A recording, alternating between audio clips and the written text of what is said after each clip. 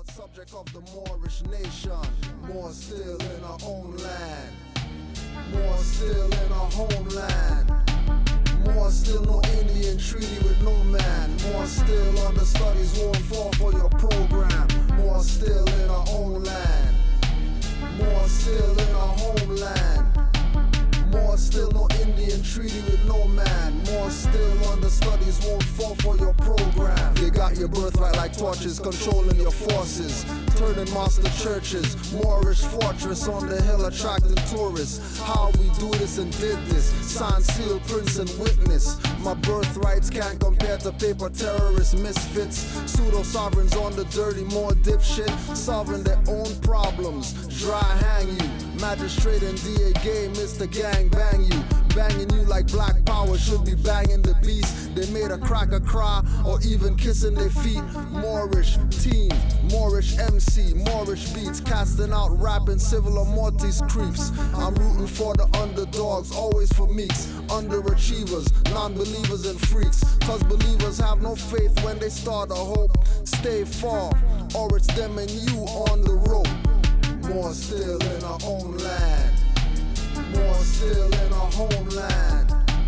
More still no Indian treaty with no man. More still understudies won't fall for your program. More still in our own land. More still in our homeland.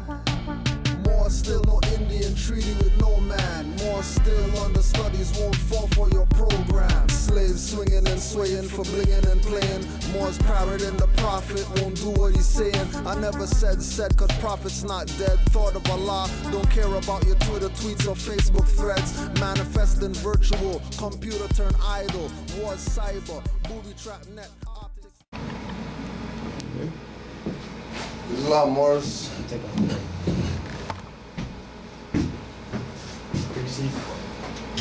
Can you see us still? Islam, brothers. Islam. Islam. All right, so we're here for session number 2 with Brother Denham El. We're just gonna start up with the prayer. Okay. And get this party started. Yeah.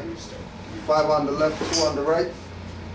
Allah, the Father of the universe. Allah, the Father of the universe. Father of love. Father of love. Truth. Peace. Freedom. And justice. Allah is my protector. Allah is my protector. My guide. And my salvation. By night. And by day. Through His holy prophet. Noble Drew Ali.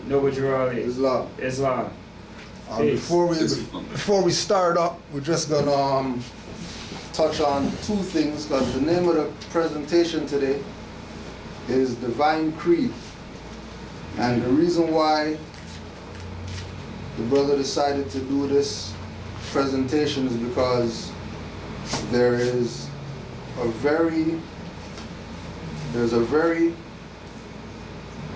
big misrepresentation of what our creed is that Noble Drew Ali brought to us, right? So, just to put it out there, this is Black's Law Dictionary, 5th edition. Black's Law Dictionary, 5th edition. Creed. The word creed has been defined as confession or articles of faith, formal declaration of religious belief, any formula or confession of religious faith, and a system of religious belief. Cummings versus Weinfeld, right? So when we go into the definition of creed and they speak about confessions or articles of faith, we're automatically tying the fact that there is a governmental aspect of creed, right? There is an aspect of creed that has to do with our ability to be self-autonomous. Sorry, could you? Right. Don't No, it's all do good. it again. Can It's you all just good. Read it again? Yeah, sorry. All right. Sorry. Creed. The word creed has been defined as confession or articles of faith, formal declaration of religious belief, any formula or confession of religious faith, and a system of religious belief. That's creed, Okay. right? And Noble Drew Ali brought our creed back to us, right? There's a lot more. There's a lot more. Noble Drew Ali brought our creed back to us. Okay. The problem is that there's been so many people that have taken the opportunist approach, right, with regard to the Moorish movement, to get the people to be distracted from what it is Noble Drew Ali really brought, right? So what we were saying is that when we look up creed in the law dictionary, right, the law dictionary, the creed's in here. So if the law dictionary has a definition for creed, then that means religion, creed, worship, etc. All these synonyms or relative terms to creed have a law application to them Okay. that nobody talks about. Everybody talks about just worshiping and going to the holy whatever, but not talk about the governmental aspect of creed and religion, right? Now, on the flip side, creed also has a very deep metaphysical, occult, science, etc. aspect to it as well. That's not in the law dictionary, right? And I'm sure that's more where the brothers are going to be going, right, with regard to our creed, not our creed, our divine creed, right? So just putting that out there so that we can look at creed as connected to government, etc. But as well, keep in mind that where the brother's going to go with creed is not the governmental perspective, or the idea of it involving our self-government, us being able to claim that this is our creed. Not just that we have a creed, but we can make a claim that this is our creed. That we don't need Christianity, Islam, Judaism, This seems to tie into, etc. with me, the 14th Amendment, which states about the 3/5 person. Right. The 2/5 that are missing, I think one of them Is the creed, is the nationality creed. and the creed. So that's the part of it That makes us whole. that makes us 5/5. and that is the part which is spiritual as well as lawful in the Right. sense that allows them to do what they're doing. Right. Because we're then chasing after their stuff. creed or their religion That's or right. whatever. Which We're then chasing allows after their them- stuff, right. Well, to add to that, that's like in Act 6 of the Divine Constitution, where it states, with us, all citizens must proclaim their nationality, and we are teaching our people their nationality and their divine creed. So this is what It's like- the teachings are about. Yes. We're teaching the people about their nationality and their divine creed. Right. We're not teaching them about how to file UCCs, how to No, claim houses, how to no. do all this stuff. Nationality and divine Nationality creed. and divine Alright. creed. Right? Yes. That's the foundation of what this is. So we already know what nationality is. Yes. So now we're gonna find out What's what the divine creed is. Yes. But not from, Temple 13 in Baltimore, No. or not from individuals out there who keep the religious or keep the high science of Moorish science in the Adab chamber, and say you have to get to the Adab chamber before you can get to this. That's why we brought Brother Denham El to speak on it, because one of the things that he said in the last lecture that we did is that all these elders, after they build with him, the first question they have for him is, when did you go through the Adab chamber? And his reply is, I never been through the Adab chamber. Okay. But they recognize that he has Adab knowledge. But what is also obvious there is that somehow that Adab knowledge is something that seems to everyone else have to be something that you have to get to. Get Get to, right. And what basically it's there for us. It's there for us. It's there for everybody. Just like nationality is there for everybody. You don't need to join some Moorish group to get your nationality. It's here, just claim it. Just claim it, yeah. Your divine creed is the same thing like nationality. It's yours, and you just claim it. If you don't claim it, then somebody else is going to claim it, Then it's and they're going to abandoned. rule you with it, It's abandoned, yes. which is what they've been doing. But ultimately, the thing what I've noticed is they're not ruling us with our stuff; they're ruling us with their stuff. Well, it's our stuff It's our anyway. stuff, It's but our a stuff. variation created by them. Yeah. To help their stuff. To help them, yeah. Because, you I'm know, gonna explain that. yeah, right? I'm gonna share something with you real briefly well, about their stuff. well, you could go in from here more. That was just a little intro. Okay. So you can Okay. go in. First of all, let me say Islam, and let me ascend above the cares of the world, giving praise and invoking the most honorable and high illustrious name of Allah.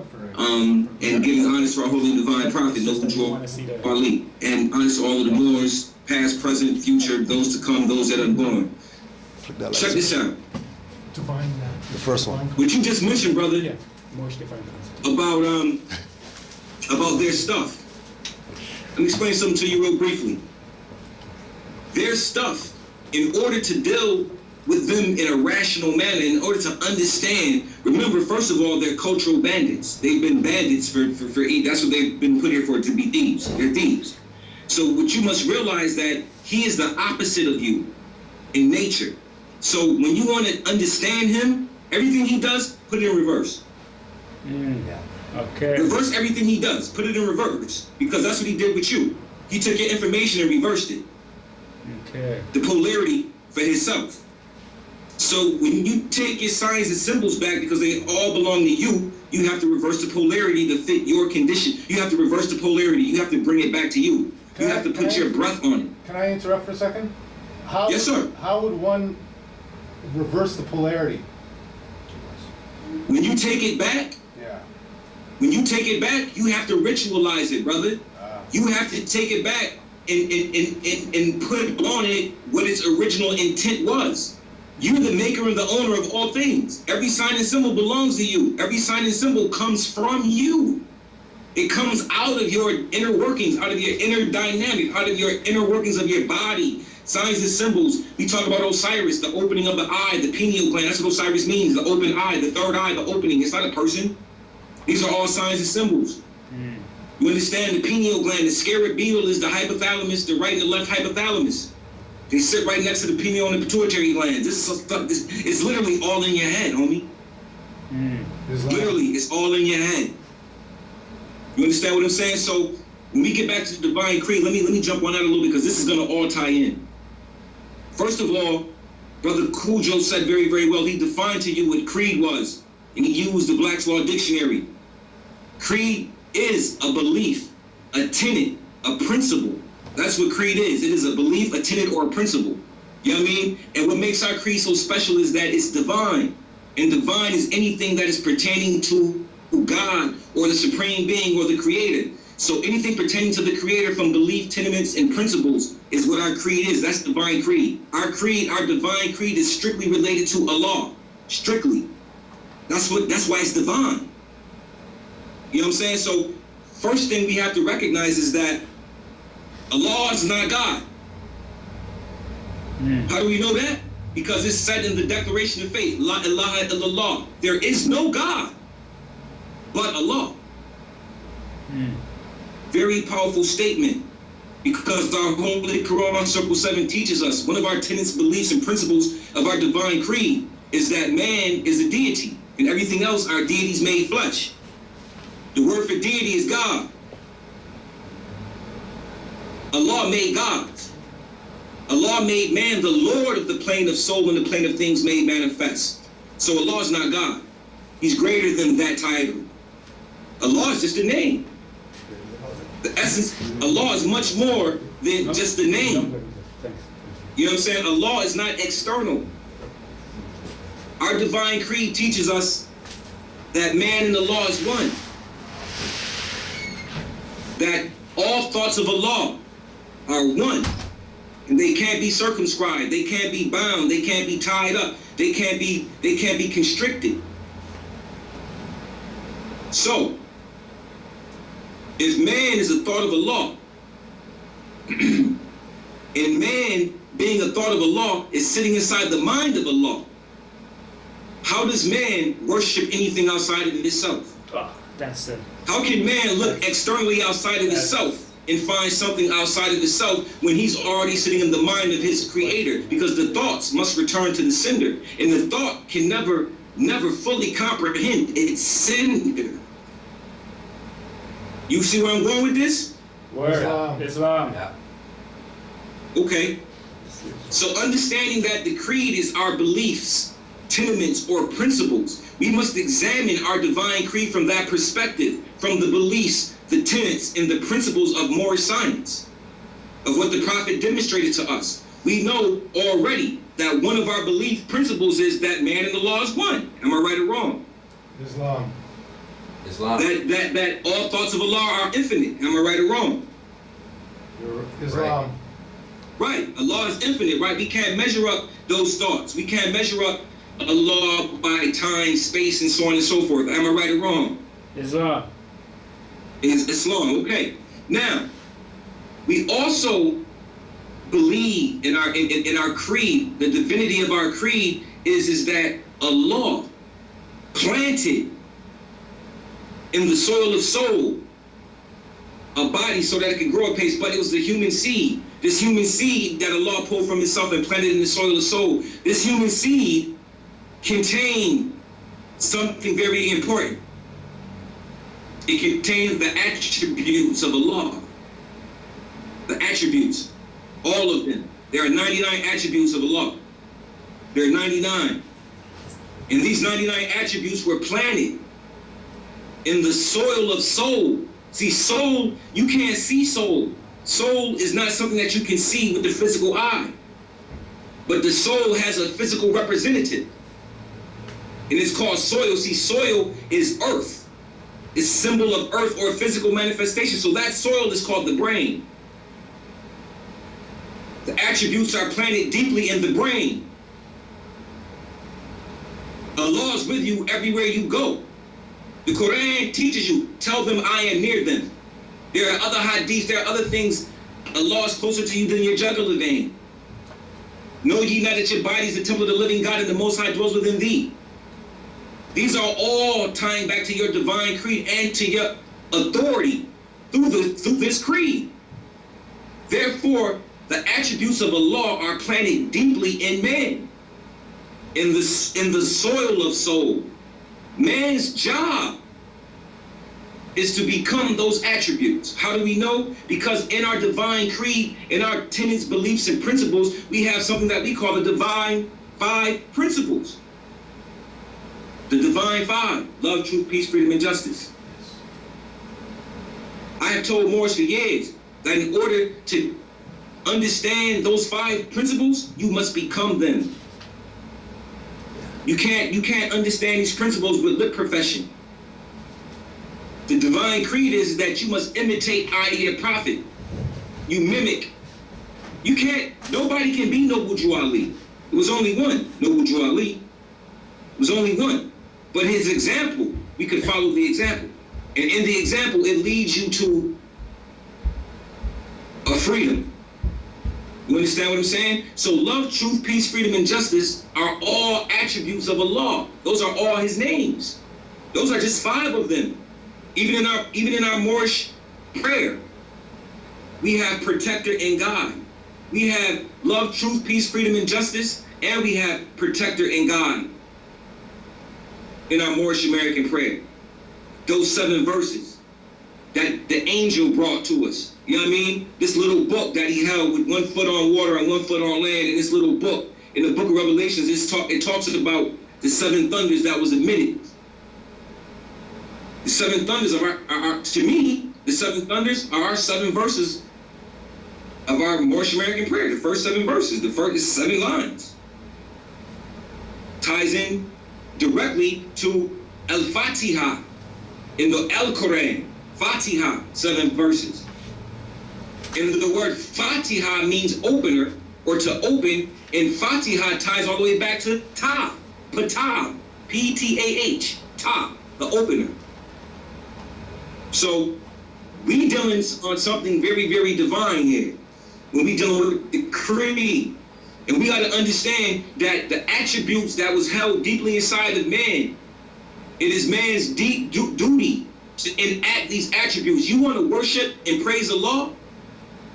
He shows you. Feed the poor.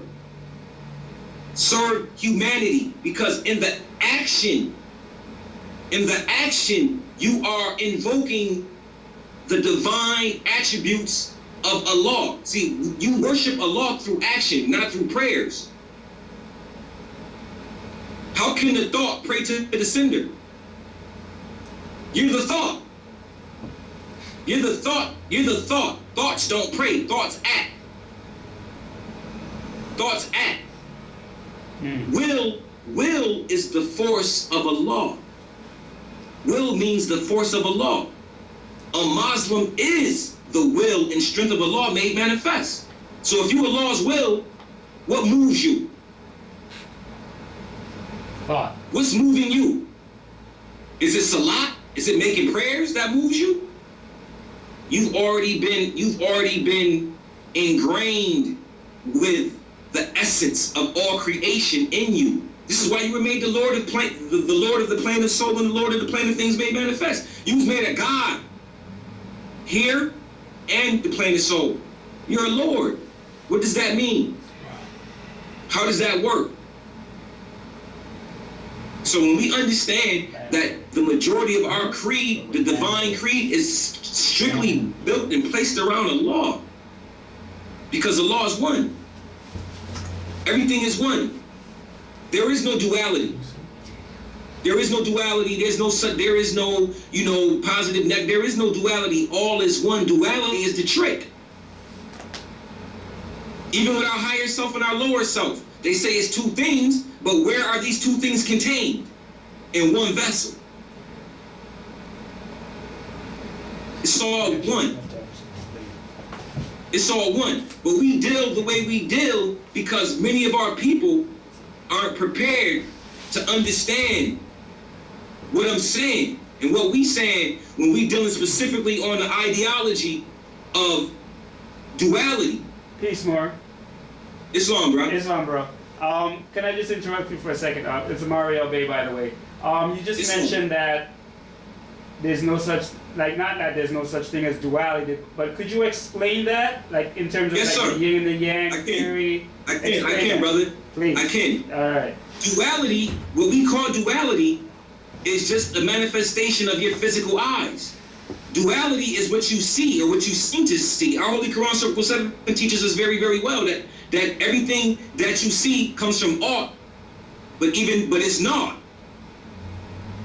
Even though it comes from art, we're on a plane of existence where things had to be broke, in a sense.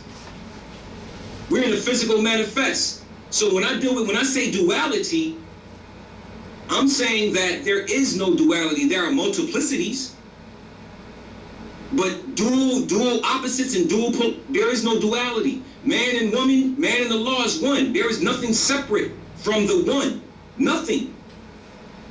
All is one. There is nothing separate from El-Ahad, or the one. That's one of the names, one of the attributes. We can only get to Allah through His attributes in acting in us. There is no God outside of us that we got to worship. That's the wrong ideology. Everything is internal, including our connection to Allah. Our divine creed teaches us that our will and our breath causes resurrection to occur.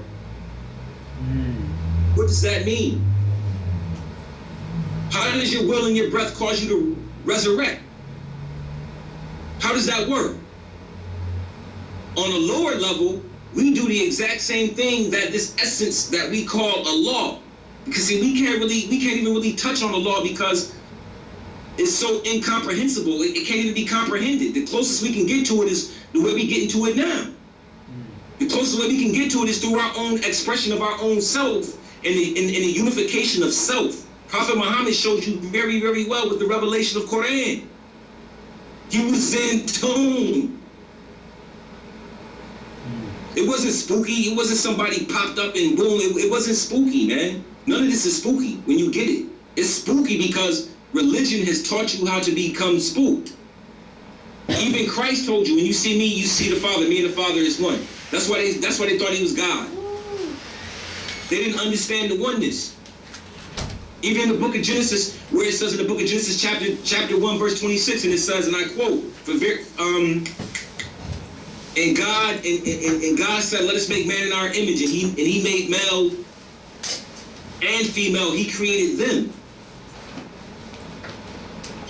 There was no separation. It only seems to be that way here on this plane of things made manifest because Allah split himself.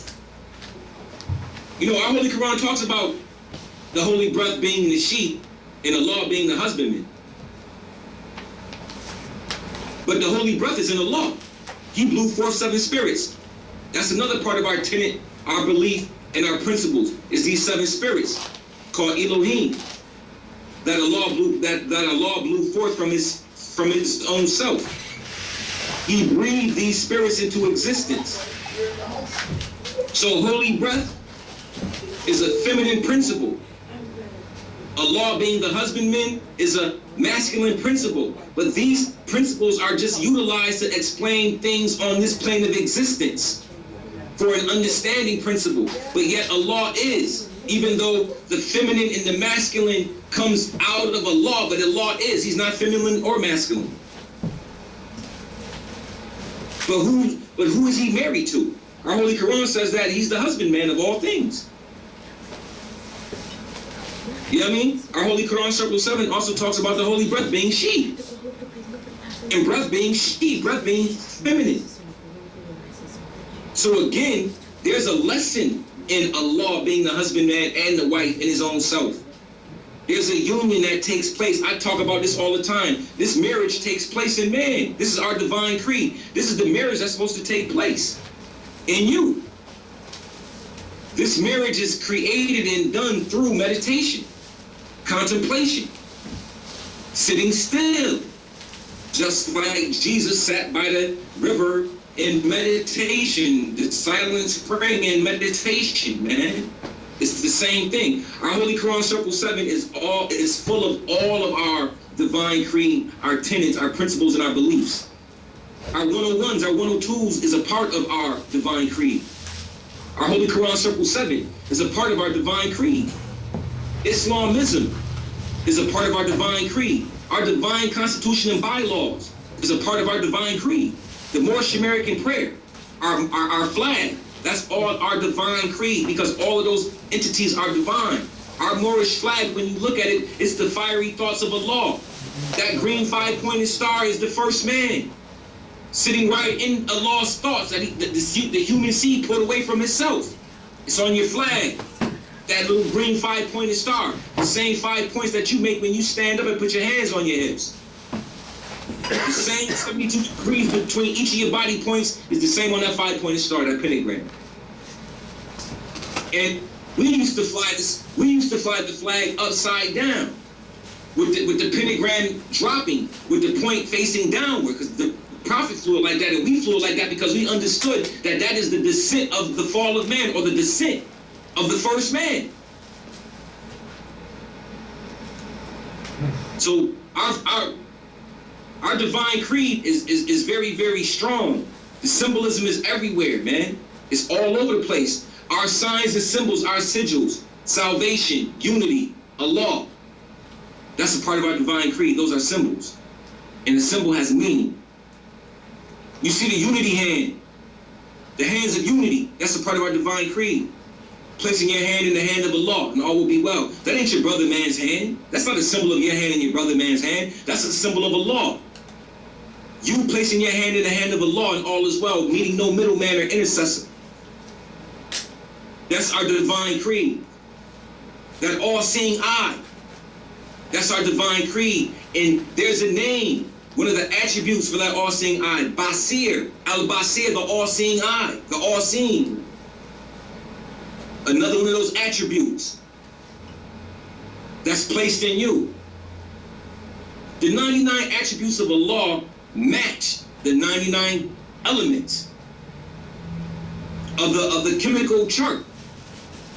You know, in Christianity, the Christians are teaching that Allah is 666, and that Allah means the devil, and it's 666, and so on and so forth. That's cool if it is.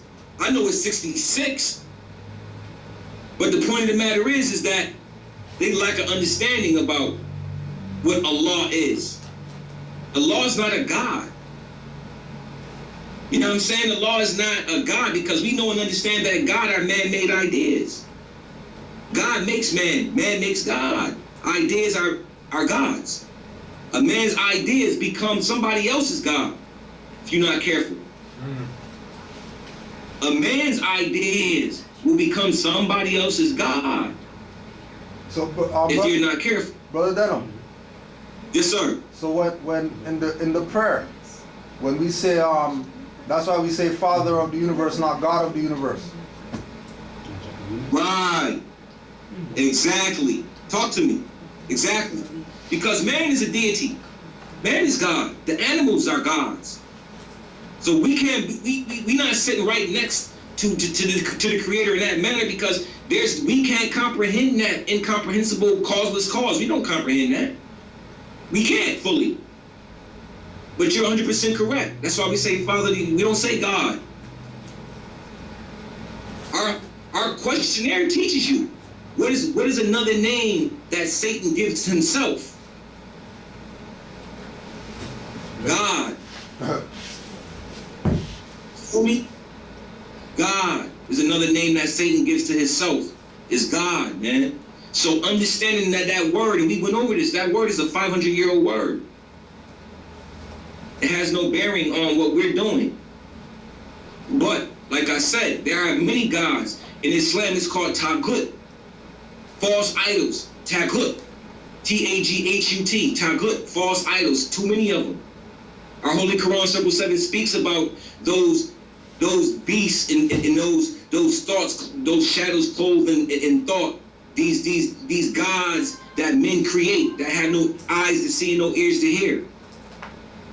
These are just thoughts. You see what I'm saying? So there's a lot of gods produced all around you.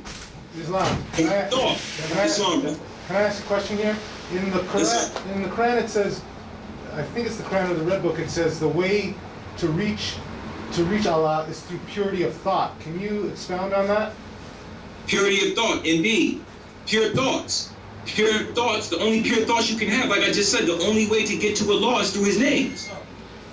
Did you just hear me say that? Yes. Okay. How do you get to His names? He got 99 names. Pure thoughts. The Prophet said it very well. Keep your heart, mind pure, and your body clean with water. But how do you keep your heart, mind pure? You keep your heart, mind pure by maintaining the thoughts or the attributes of Allah in worship. How do we do that? We call on those names. It's called zikring. It's like mantras. It's like somebody who, like, remember when Tina Turner and Ike Turner in the movie, when she started mantraing, no Ray Carino, whatever she was mantraing, the point was that mantra gave her enough strength and power to fight Ike. It changed her whole thought process. It changed her from a weakling to someone with strength. The power, not the power of the word itself, but the power in the sound that the word makes when it's pronounced is where the strength is. It ain't the word itself. It is the sound that the word makes. Like if I say, Om.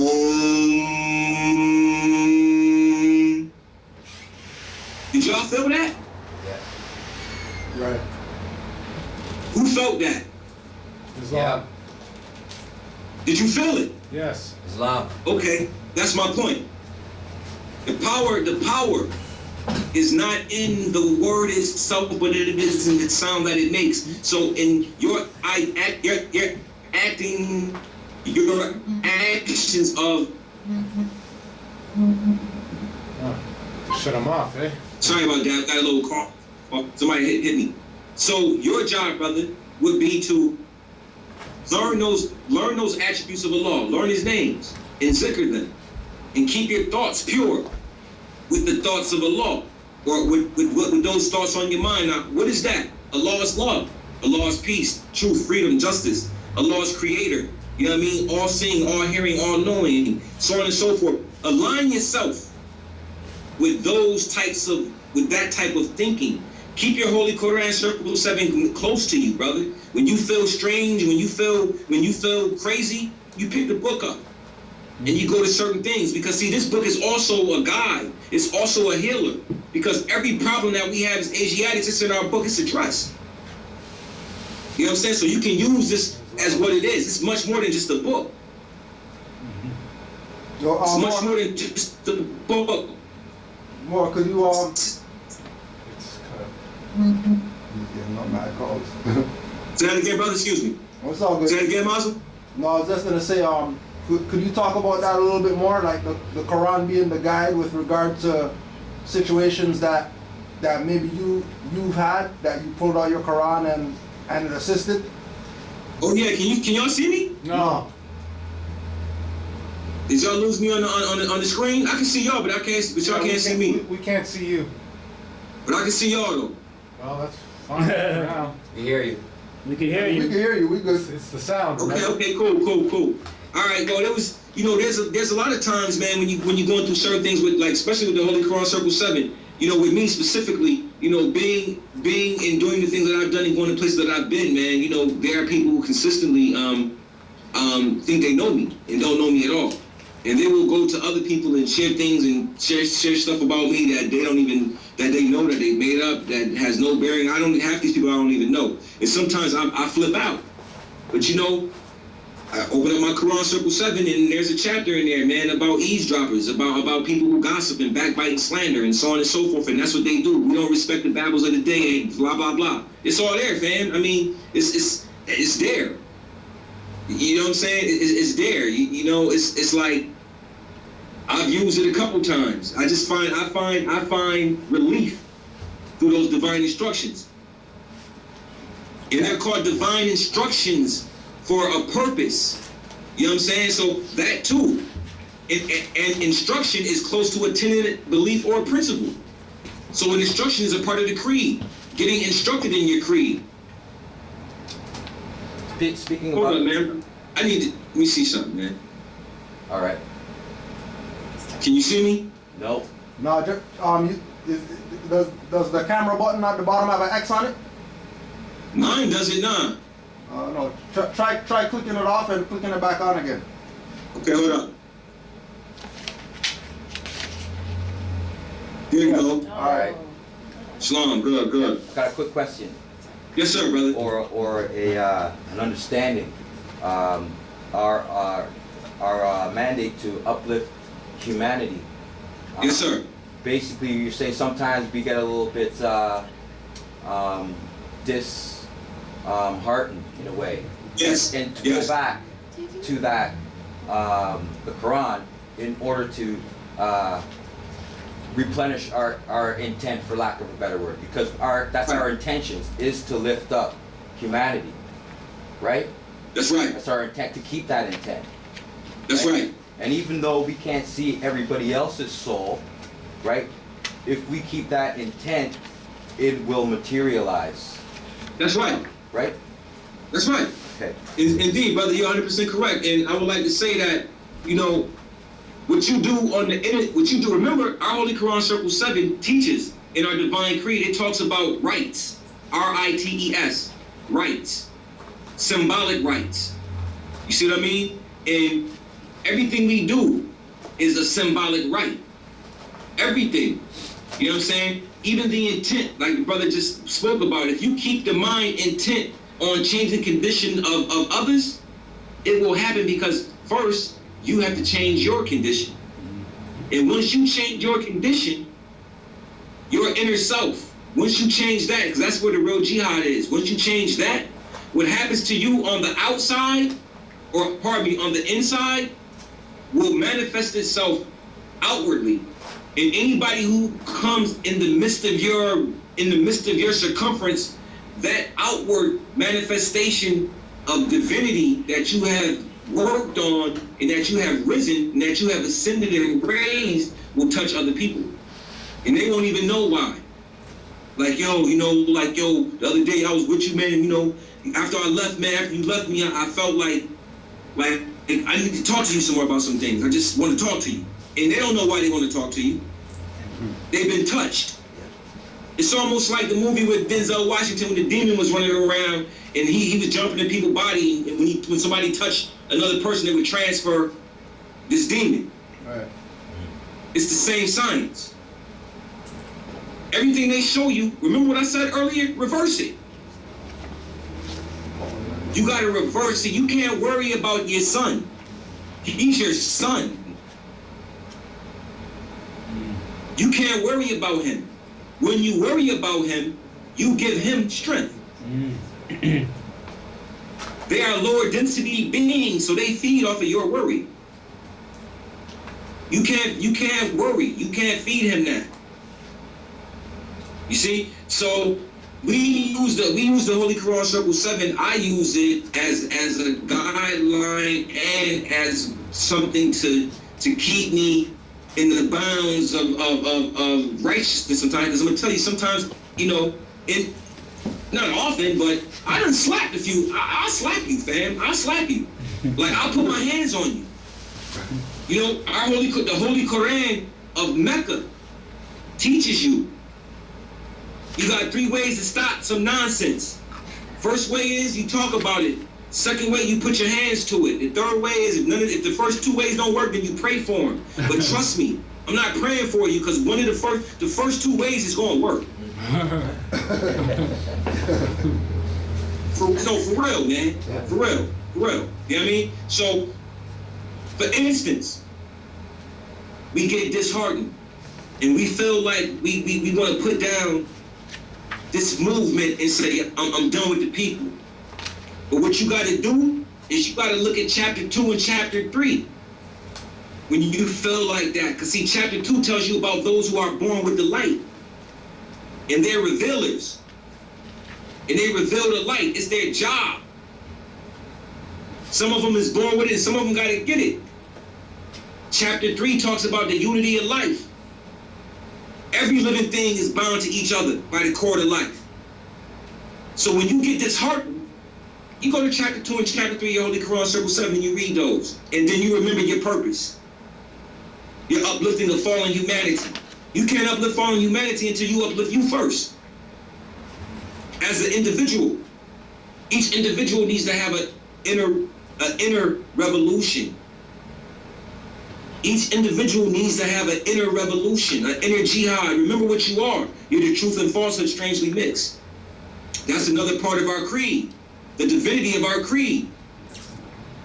Chapter 3 in our Holy Quran Circle 7 tells you well about the higher self and the lower self and what they are. This is a part of the creed.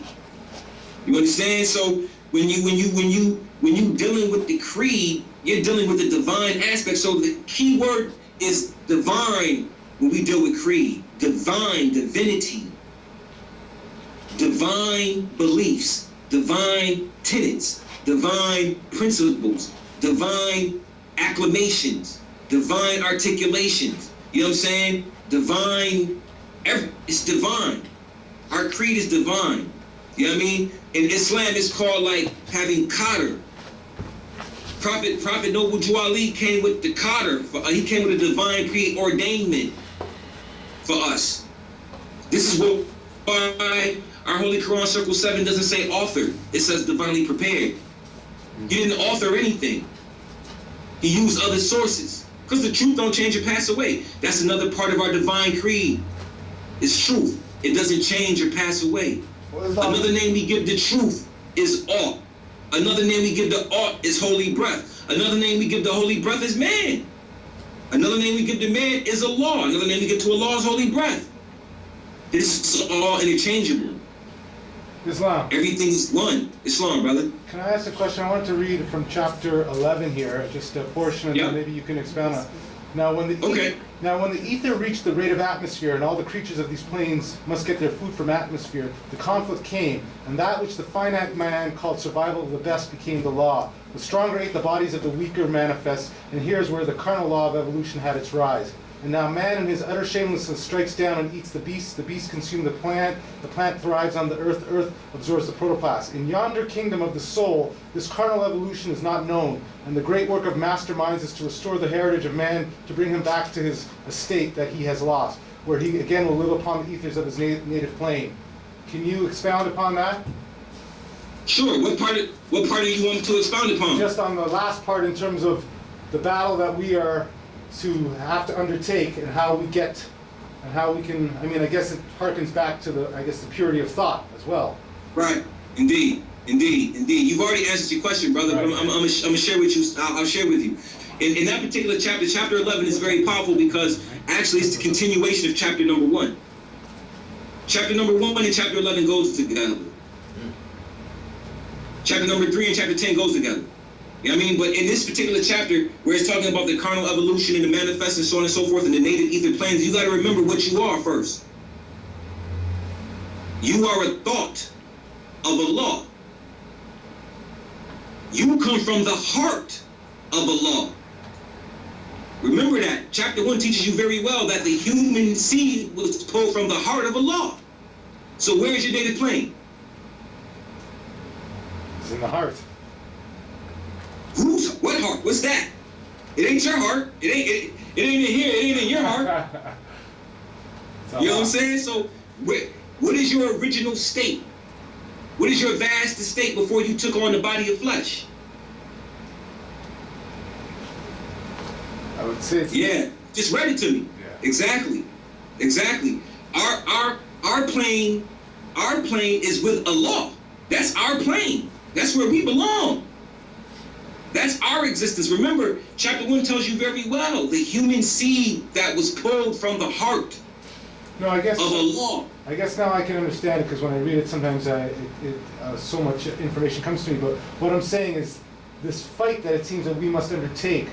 Can you? I'll expound even more on the fight. The fight is with your nafs. The fight is between your flesh and your spirit. Right. It's a very simple fight, but it's been grandiose and made into something bigger, much bigger than what it is. We see movies on TV a lot, right? And we see like the darkness and the light, and we see these demons, and we see the light beams and all this and blah blah blah. Man, that's all a reflection, an outward, secondary show of what's going on in you every day. All right. All those movies. Who in there right now? Who's ever seen the movie Animal House? I have. Remember Animal House? Yeah. Remember the scene where the brother is sitting on the bed with the little young girl behind him who's passed out? All right. Remember the angel popped on one shoulder and the devil popped on the other shoulder? Yeah. And remember when he was talking to both of them, the angel and the devil looked just like him? All right. Okay, got your answer. See how they showed you right in the movie?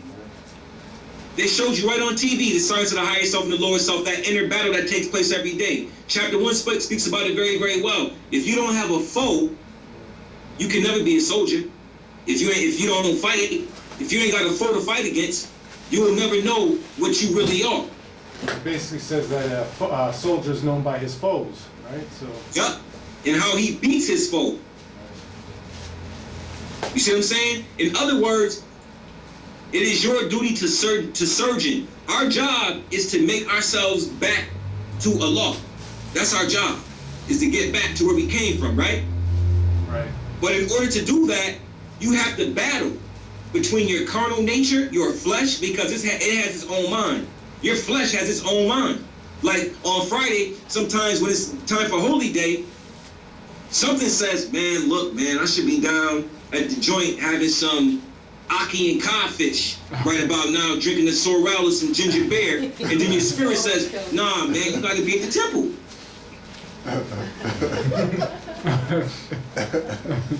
All y'all know what I'm talking about because you all do it. You all had those moments. Can I? Man, look, man. I know I'm supposed to be at Sunday school, man, but I'm saying, the soccer game about to come on. Jamaica about to play England. Nah, man, you gotta go to Sunday school. Then your spirit speak to you. You see what I'm saying? Yeah. This is the battle. That's the conflict.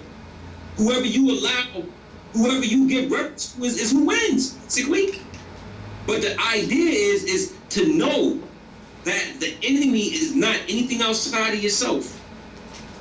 It's you. You are the magnet. You bring into your existence. Our Holy Quran, Circle 7, teaches us in our divine creed that man is the maker of heaven and hell. Allah doesn't make those for man. He's the creator and makes them for his own self. Remember, man is the Lord of the physical plane, as well as the plane of soul. So what man thinks comes into existence. How do we know? I'll give you a perfect example. How many of y'all sitting in there right now, just last night was like, yo, I need to talk to such and such. You walk out the door, he drove by in the car, or you got up and walked to the phone and the phone rung and he on the phone or he on your cell phone, just text you something. That's how it happens. Because you're the Lord of this down here, man. This is yours. You were given dominion to name everything. How do we know? Our Holy Quran, Circle 7, talks about the attributes of Allah being placed deeply in man. In chapter 1, the Holy Quran of Mecca, in chapter 2, verses 32 through 34, the Surah Baqarah, talks about when Allah tells Adam to tell the names of everything and then tell the angels their names. How did Adam know the names? Because the names are already placed in him. He is Allah. He's the representative. You see where I'm going with this? Islam. So Adam, according to the Holy Quran of Mecca, told the angels their names. This Iblis, what we call Satan in Christianity, was able to rebel. Because Adam told him his name. In a name is a nature. When Adam told the angels their names, that's how Iblis was able to stand up and say, no, I'm not bowing to you. Because now you know his nature, because it was in his name. But he didn't know his name. The power is in the names. You want to worship Allah subhanahu wa ta'ala? You want to worship Allah? Know his names. Because the 99 names carries all of the traits of creation within it. The 99 names make up all of creation. The beneficent, the merciful, the creator, the avenger, the justice, the sovereign. All of these make up, these are the titles and names of creation. And these are all true. Al-Haq, the truth.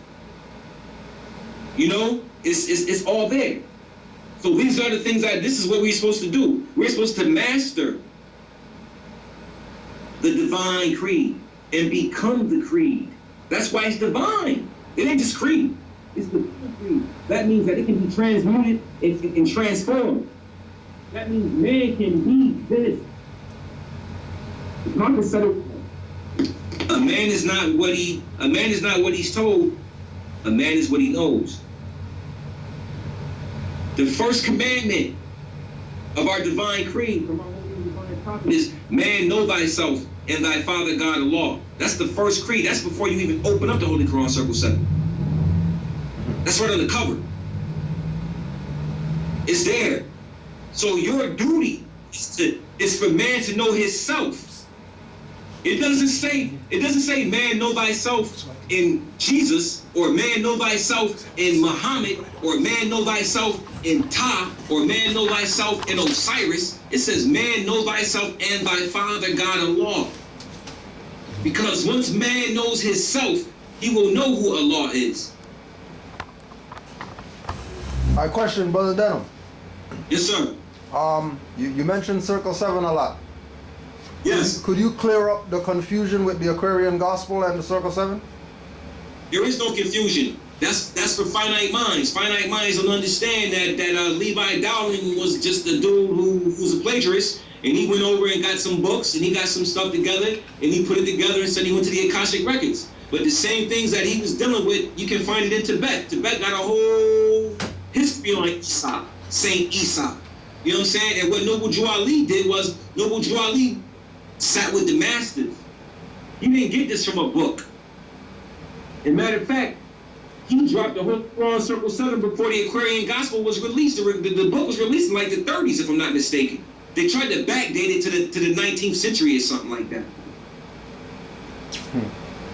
But the Aquarian Gospel is the Aquarian Gospel, and the Holy Quran Circle 7 is the Holy Quran Circle 7, and it is divinely prepared, meaning the Prophet used other sources. He did use sources. He did use, but the Aquarian Gospel wasn't one of them. That's a fact. So, you know, and I don't give Levi Dowling any reference or any reverence or anything. You know what I'm saying? I don't give him any props. He's just another European bandit. He stole more stuff. He's just a thief. That's all he was. Went to Tibet, went to India, got the records, put it together, put it in a book, you know. Yeah. Right. And again, we cannot call Noble Drew Ali a plagiarist because he hasn't authored anything. Show me something that he says he's authored. Then we can battle there. But he never called himself an author. So, you know, Ali Muhammad's certain, you know, comments and all of that, man, they have no bearing because he's not standing on true statements. Right. So, yeah, that's pretty much it. And I'll share this with you also. We derive our power and authority, which is another part of our divine creed. We derive our power and authority from the great Quran of Muhammad, not the Quran of Mecca. The difference is that in the time of Muhammad, there was no book called the Quran. Prophet Muhammad's actions was Quran. They say that again. In the time of Prophet Muhammad, there was no book called Quran. There was no book compiled called Quran. Prophet Muhammad's actions was Quran. He was the Quran in flesh. Wow. The book came after he died at the age of 63. It was compiled then. And on top of it, Prophet Muhammad told his family, told the Muslims to learn Islam from my descendants. They'll teach you proper Islam. As soon as he died, they murdered his descendants. They murdered all 12 of the imams. They murdered them, assassinated them. So who was to teach proper Islam? Yeah, exactly. Yeah, you get my point. This is why the prophets that they teach mumbo jumbo over there in the East. Right. Was it you that was saying that a European told you that they know who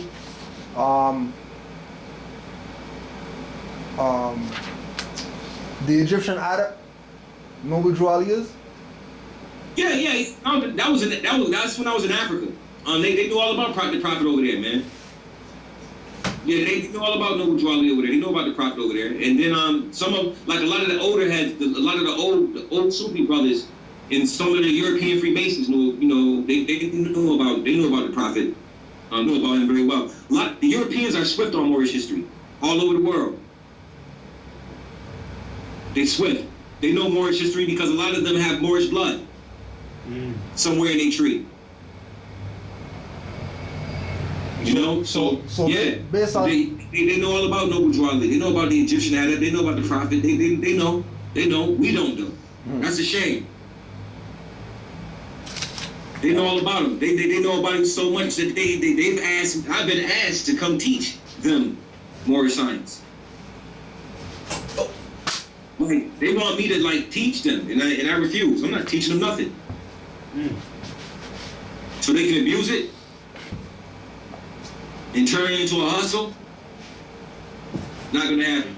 So again, when we dealing with the divine creed, so as you can see, our divine creed and principle is exactly that. It's divine. Remember the creed. The creed are tenets, beliefs, and principles. Okay, the 3-step ladder is one of our tenets and principles. Belief, faith, and fruition.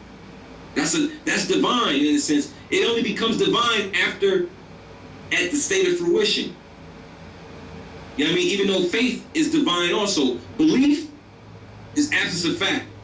So belief is something when a man is developing. And that ties back into the earlier about a man's ideas being his God and can become other people's gods. But a man's idea is what he knows at that particular moment. But as he grows and it unfolds, so does his ideas. And he what he is today, he ain't tomorrow. It's the same type of dynamic.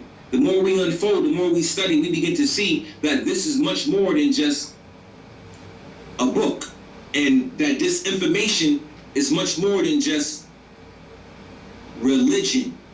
Islam. This is not religion. This is not religion. The Prophet didn't bring us religion. The Prophet used the term religion because of the time period. Because it's easy to say religion. People understand that. And he was speaking to a particular group of people when he was using these words. You know what I'm saying? And he taught us something different. But he used the term religion. Because when you look, everything you see, when you look at the back of our Holy Quran questionnaire and you look at the back of it and you see our authority, what you see is the word faith being used a lot to propagate the faith and extend the learning, to propagate the faith of Muhammad, to propagate faith. What does it mean when it says to propagate the faith of Ali? Read that to me. Somebody read that statement to me in the back of the questionnaire. We got a question over there? Read our authority and read the commission on our authority. Yeah, right there. Just the back. The back. Yeah. In the back. The absolute back. You're right there. The absolute back. The back. That back See is it? right there. Yeah. No, this is just got the Yeah. That's it. Yeah. That's it. You'll see it. our right there. authority. So, what from the recorded I Noble Drew Ali? Is that what you're saying? Yeah. Yeah. Huh? I Noble Drew Ali, recorder. Then it says it has a European's name, Solom's Jacona. Go down further. Moorish Holy Science Temple of Science, held at Chicago in the county of Cook in state of Illinois on the 20th day of July, AD 1928. For the purpose, the following persons were appointed sheikhs according to the rules and usages of the Moorish Holy Science Temple of Science. Do solemnly swear that at a meeting of the members of Noble Drew Ali, Mealy L, Small Bay, Lovett Bay, and Foreman Bay, the Moorish Holy Temple of Science, deriving its power and authority from the great Quran of Muhammad to propagate the faith and extend the learning and truth of the great prophet of Ali in America, to appoint and consecrate. Stop. Who is the great prophet of Ali? Noble Drew Ali. Who is the great prophet of Ali? It says the great prophet Of Ali. of Ali. It says of Ali, the great prophet of Ali, to propagate the faith of the teachings of the great prophet of Ali. Right? Right. That's what it says, right? Islam. Prophet of Ali. The great prophet of Ali. Ain't that what it say? Right. Okay. Who's the great prophet of Ali and who is Ali? Isn't Ali the Most High? Ah, my brother. See, now you thinking. Yes, sir. Ali is one of the attributes of Allah. Ali means the Most High. That is one of his attributes. That's the 36th attribute of Allah. Al-Aliyu, Al-Ali, the Most High. See? Now you thinking, brother. You thinking, brother. Good, man. Excellent. The great prophet of Ali, or the Most High, to propagate the faith. That great prophet is Drew Ali, propagating the faith of the Most High. So let's ask a question. Because Noble Drew has the title of Ali on his name. The prophet told us, and this is a part of our divine creed, because this is a part of our belief, tenets, and principles. It is stated in our hadith that the prophet said he was given a high name in the East. Right? Right. Well, I believe that the high name is Ali. I don't believe it's Sheikh Sharif Abdul. I don't believe none of that. I believe it's Ali. That title right there, a high title, because the name Ali means Most High, or glorified and exalted. You with me? With you. Yeah. Islam. Islam, okay? So the power is in the names. These 99 names, brother. These 99 names, brothers, these 99 names is how we contain and worship Allah through action. You know what I'm saying? Sometimes we make salat and we say, oh Allah, protect me and my family. And then you get up out of prayer and you got a scimitar in your house, you got a 9, you got all types of other tools to protect your family. Right? Right. Islam. Okay. But you praying to Allah to protect your family. So what you got a gun for? Islam. Or what you got a scimitar for or a gun? I'm gonna tell you why you got one. Because Allah doesn't help those who don't help them damn selves. You better have one. Be a fool not to. When I make salat with a scimitar right next to my prayer rug. Cause you never know. You just never know, man. Islam. Just never know.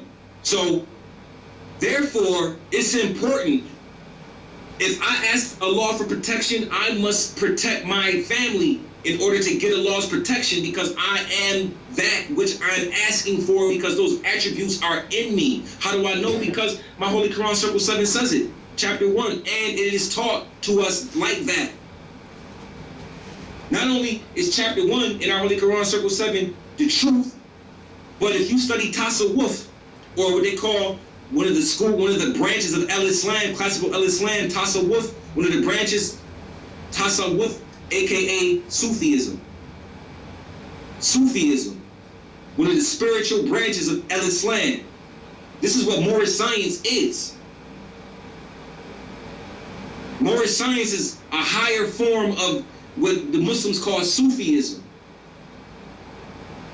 But we got the highest form. Because we ain't got to give worship to another man in order to get what we need to get. In Sufi organizations, I have to take an oath to a living man in order to get blessings. Or in order to do certain things, you have to take oaths to men who are alive. That's a lot like Freemasonry to me. Islam. Gotta take the oath to the worshipful master who sits in the east, being a symbol of the sun. And then he gets off the throne and go eat a pork chop. You know what I'm saying? I mean, come on, man. So again, the divine creed is everything. And also remember that our divine creed is ancient.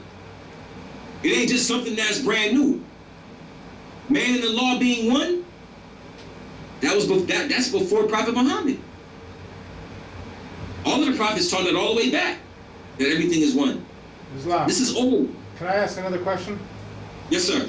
Okay, in chapter 29, the pinnacle of wisdom, I'll read you the verse before the verse I wanted to ask you about, because I'm having a hard time understanding. It says, "Repine not at thy want of knowledge; it must perish within the grave. Be honest here; thou shalt be wiser hereafter." And then this is the phrase that I want you to maybe expound on. "Say not unto the crow, why numberest thou 7 times thy Lord, or to the fawn, why art thine eyes to see my offspring and 100 generations? Are these to be compared with thee in the abuse of life?" Which verse? Which verses are those again, brother?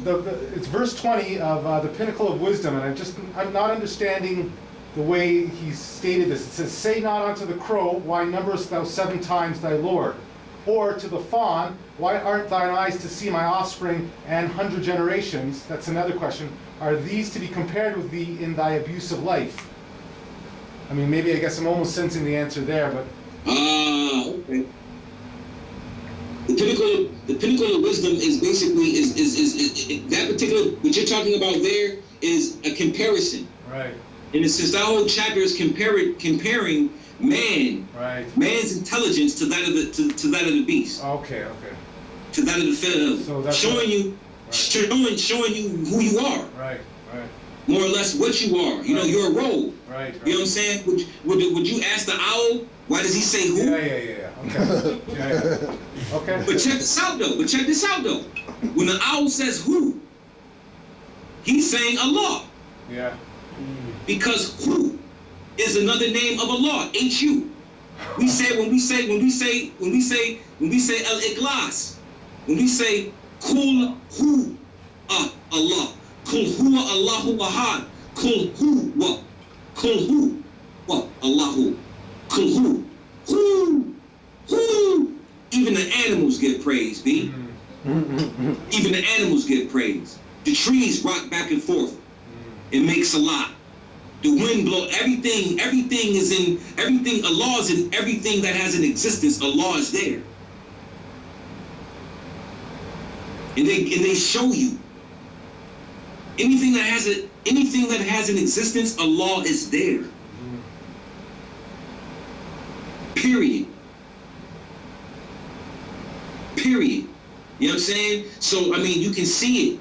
You can see it in the end. I mean, everything we have, brother, everything we have. I use the Holy Quran, Circle 7, and I use the Holy Quran of Mecca interchangeably. I use the Holy Quran of Mecca to verify my Holy Quran, Circle 7. And vice versa. You know what I'm saying? We got things in here that speaks about you can't get to Allah through the noise of tongues. You can't get to Allah like that through noise. You need silence. You know what I mean? We understand that in order to get to Allah, man has to be able to sit still. And from there, that still small voice speaks. See, Allah speaks to man two ways. This is a part of our divine creed, and this is a part of our divine creed that we believe. Allah speaks to man two ways. First way he speaks to man, through that still small voice that he gets from here, from the heart chakra, and from the crown chakra, and the cerebellum. That's connected at the end of the spinal cord that we call the Siratul Mustaqim, that they say in Islam, the straight path. Well, that's the spinal cord. So what happens is, so when you're thinking about this stuff, man, and when you're looking into these things, you know what I mean? Allah speaks to man two ways. That still small voice, and Allah will use His creation to speak to His creation. Allah speaks to man through man. Those are the only two ways. That's it. Nothing else. There's no oracles. There's no altars. You know what I'm saying? You don't need none of those things. If you use them, that's fine. I tell people all the time, like, I'm a scientist. You know what I'm saying? I mean, I look into other sciences and find more science all through it. I was just building with somebody yesterday, and we was talking about the Orishas, and we was talking about Obatala. And I was like, yeah, that's a law. And they laughing, because I'm like, yeah, Allah Ta'ala, Oba Ta'ala. Oba is a father. King, ruler. Allah is the father, the king, and the ruler. Those are also attributes. Allah Ta'ala, Oba Ta'ala. Same thing, 7 Orishas and 7 Elohim. It's all connected. It's all man. Everything is trapped in the essence of Allah. We are in the mind of Allah. We are thoughts. And these thoughts, Allah's thoughts have thought. This is why we tell everybody, be careful what you think, because you'll get what you ask for. Islam. What goes around comes around. That's all centered around thinking, brothers and sisters. It's all centered around thinking. The thought is the start of it all. The thought is the cause of it all, man. Remember what our Holy Quran Circle 7 says? This is a part of our divine creed. The sin is in the desire. Mm-hmm. The sin is in the wish. It's not in the act. In other words, if you think about it, you might as well do it. Because if you think on it hard enough, you're going to do it. So this ties back to what you said, brother, earlier about having pure thoughts. Understanding that the sin is in the desire or the thought itself, depending upon what your intent is. Intent is the power. What you intend to do through your actions, from your thought process. Be careful what you think, because what you think is what you get. And it is what you attract. It's what you believe. Desire is another word for belief, in a sense. And in that way, when we dealing on internal principle, desire is a strong tool because it forces the will. Desire helps the will move forward or backwards. So it's all in the desire and your intent. This is why when we make meditations or we make salats, the first thing you do is you express your niyat, your intention. Why are you doing it? You know what I'm saying? Most people have asked, they look at Islam and they see us as the mushrikun. Like in Quran, they talk about the mushrikun or the polytheists. Well, brother, you got 99 gods. Allah has 99 different, that's 99 gods. Nah, that's a finite way of thinking. It's 99 expressions of the one. Like y'all, for instance, Brother Kudjo. I could use 99 expressions to explain Brother Kudjo, but it's still Brother Kudjo. The MC, the scholar, the dread, the father, the teacher, the sheik. See what I'm saying? But that's all Kudjo though. That's still Brother Kudjo.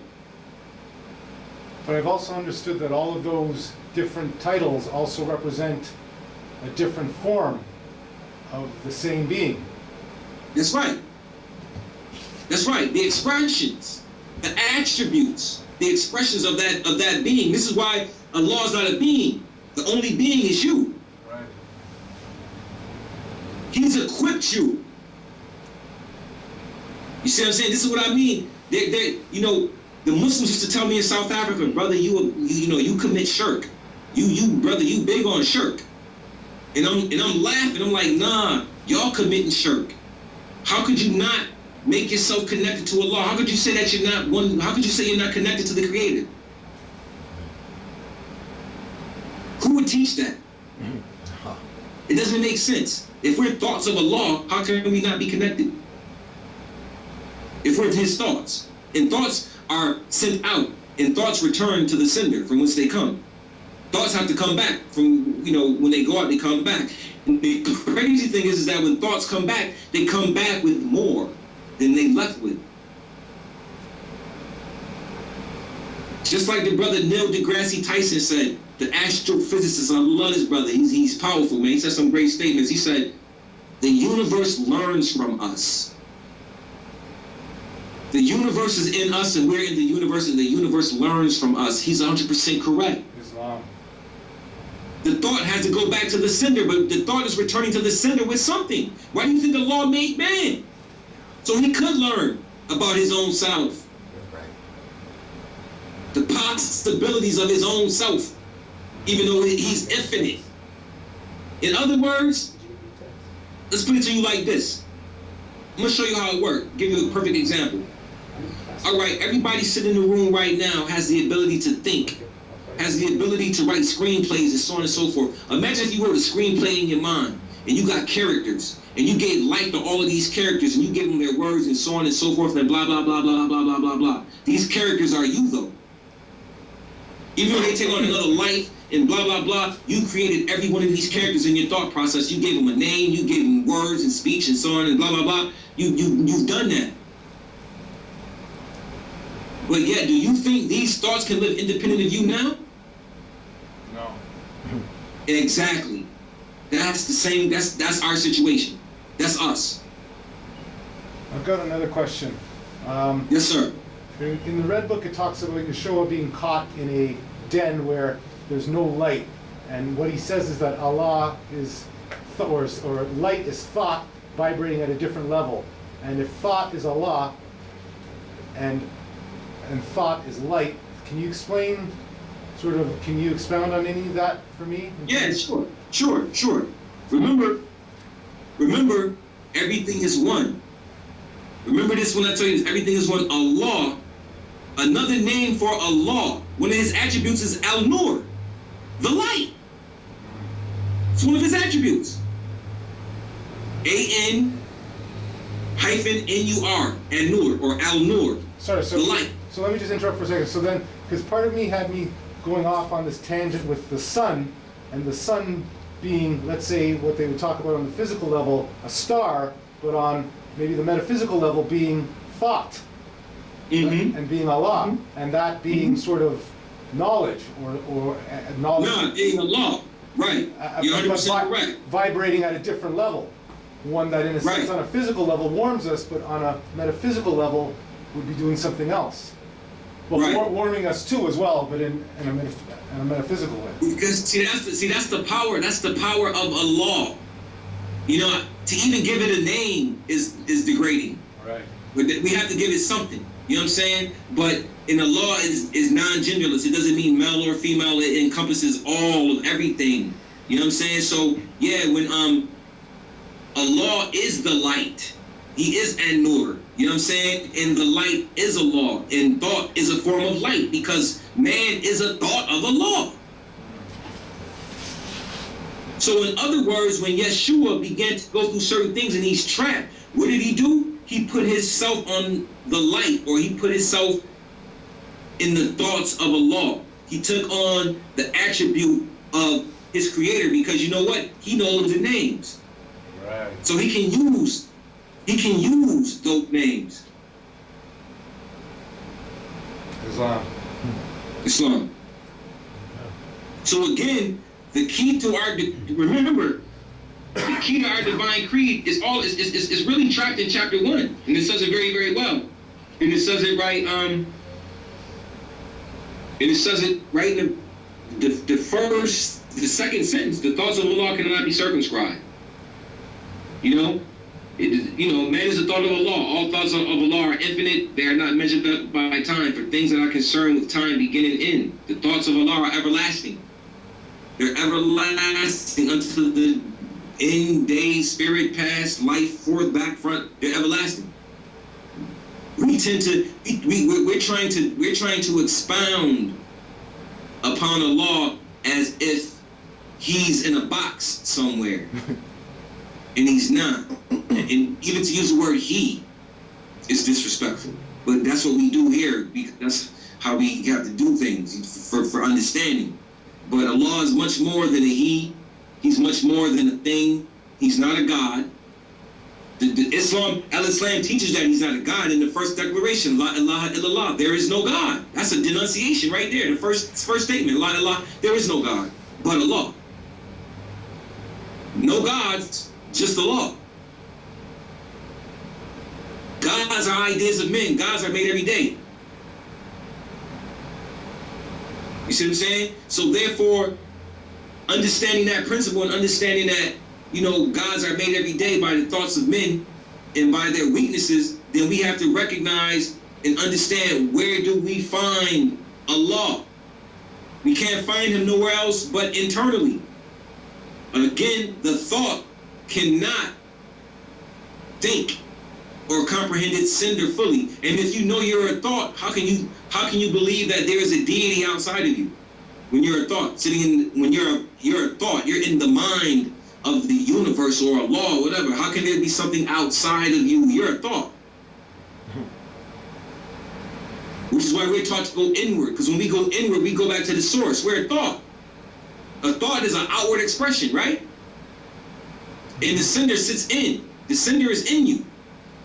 How do we know? Because divine scriptures have told us all through the ages. Know ye not that your body is the temple of the living God, where the Most High dwells. You're a living God, where the Most High dwells. You, the book of Psalms 82:6. Is it not written in your law that ye are gods, children of the Most High? You see what I mean? It's there. Your Holy Quran, Circle 7. Man is the Lord of the plane of soul and the plane of things made manifest. Allah is closer to you than your jugular vein. Tell them that I am near them. I mean, what more do you want?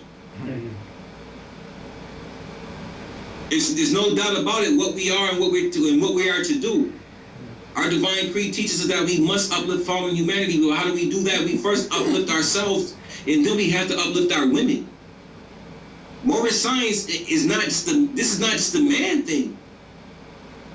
This is where we mess up at a lot of times with these particular organizations. They turn into patriarchal organizations, man. I'm not a homo, man. I'm not gay. No disrespect to anybody in the audience who is, but I'm saying if you are, I'm not. Nobody is. I need, you know, we need sisters in the movement. And sisters will come when they see the men being men. It's that plain and simple. They'll come. Sisters sisters love Islam. They love it. They want it.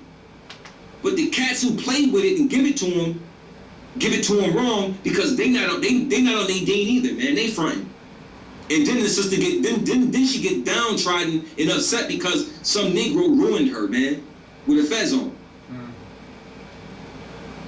You know what I'm saying? So we got to pick this movement up. The prophet is holding a woman in his arms, brother. He's holding a woman who's pregnant with humanity. She's pregnant in that picture. She got her stomach has a little bulge. You understand? So that's our job. If we get her, we save the planet. Why? Because she's the first teacher. We get her, we got our sons right. We got our daughters right. If we get her. So like the prophet said, man, give her an apple. If she doesn't want to come to the temple, give her 2. If she don't want to come to the temple, get her a case. Something, man. Get her a fruit basket. Something. Islam. But get her there, man. And the best way to get her there is for you to become a temple in your home. You be the example. You ain't got to say a word. Let your example. See, cats mess up with the lip profession. All the talking. Just be it. Just be the example and you ain't got to talk. Your example, your actions will be your work. Like our Holy Quran Circle 7 says. Let your actions be your messiahship. Show your messiahship. Let your works and your actions be the proof of your messiahship. Not your words. Your actions. This is why I love Brother Kudjo, because Brother Kudjo stay on it about active Moors. Moors being active. Moors being passive. There's a place for passive Moors. There's a place for active Moors. But those places aren't together though. The active Moor and a passive Moor cannot be in the same place unless it's a holy day meeting or something. Other than that, it's going to be a conflict. It's going to always be a conflict. Because the one who's doing work is going to be seen doing the work, and the ones who not are going to be pissed off because the ones who doing the work is getting props. This is how weak we are. Because the ones who doing work is getting props. And then other cats is looking at it and wonder how come nobody's treating me like this. You ain't working. You're not showing the proof of your messiahship. You're not showing your works. So who cares? All you doing is lip professing. Every day you talking some nonsense. Every day, blah, blah, blah, blah, blah. We see it on Facebook all the time. I try not to do Facebook much, man. You know what I'm saying? If I want a good laugh, you know what I'm saying? If I want to laugh a little bit and have some fun and see, you know, if I want to see a minstrel show, if I want to see some Negroes, I go to Facebook, man. I kick back, get some popcorn, a lot of butter, and go to some of them sites and laugh. And really laugh, man. I've been doing this for 25 years, man. I got out here when I was 12 years old, man. I'm 45 years old now, man. My time is done. I done passed the baton, B. I done been to Cuba, I done been to Mexico, I done lived in Africa. I done been around the world doing this, man. Like literally. With no funding. With nobody helping me. I'm struggling right now. I'm always struggling. But I'm honored to be able to sit here and share this with y'all. This is why I struggle. Islam. I'm struggling because I know the truth. That's why I'm struggling. And nobody wants to hear the truth. That's why I'm struggling. Now I could lie. I could be like Ali Muhammad and have a whole bunch of money telling lies. But that's not who I am. I'm going to tell the truth. And truth is not favorite of master pill, man. You know what I mean? I'm struggling hard, but it's okay because out of the struggle comes blessings. I get tons of them. Tons of them. So I don't mind the struggle, man. I need a fall. I'm my own worst enemy, me. I'm my own worst enemy. I tell brothers and sisters all the time, and I told you the last time, you know, I'm not looking for followers. All I want to do is share this information. I don't want you to follow me. None of that, man. Don't follow me nowhere, man. Like I said before, I'll get you in some trouble. You don't want to hang out with me. I'm like Eddie Kane from the 5 Heartbeats. You don't want to hang out with me, man. I'm an asshole. Being honest. Straight up. I'm a dickhead sometimes. I'm being honest, man. I'm being honest. So, you know, but that's why I get these blessings, because I can be honest. I'm not a holy roller, man. I'm not some dude running around talking, you know, I'm sheep. Blah, blah, blah, blah. I'm not a holy roller, man. I'm not gonna front. My blessings come because I'm being very honest and very upfront, being very real, because this is what all the Quran Circle 7 says, man. Be a man. Be a man about yours. I can't blame my condition on nobody else but myself. Whatever it may be, I created this condition because I love the truth. That's my job. My job is to execute love, freedom, and sometimes justice. People say, well, you know, Allah will catch you. Allah will catch you. Allah is justice. Allah will catch you. But how is the law going to catch you? How do you think it's going to happen? It's going to be at the hands of something. Because remember, Allah speaks to His creation 2 ways.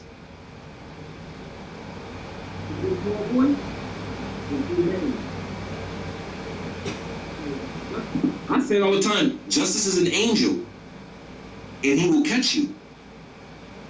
And what is an angel? An angel is a thought of Allah manifested in human flesh.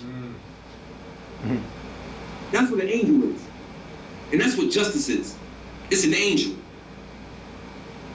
And it will catch you. And there's angels of justice all over the place. They're all over the place.